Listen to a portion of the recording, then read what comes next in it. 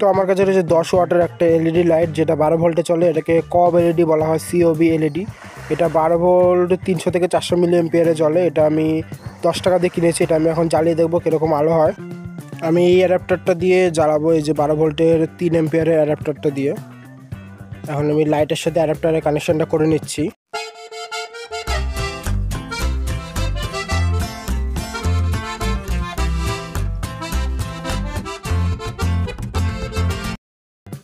তো লাইটের কানেকশান করে দিয়েছি। এখন আমি অ্যাডাপ্টারে আমি পাওয়ার দিচ্ছি, সুইচ দিয়ে দিলাম।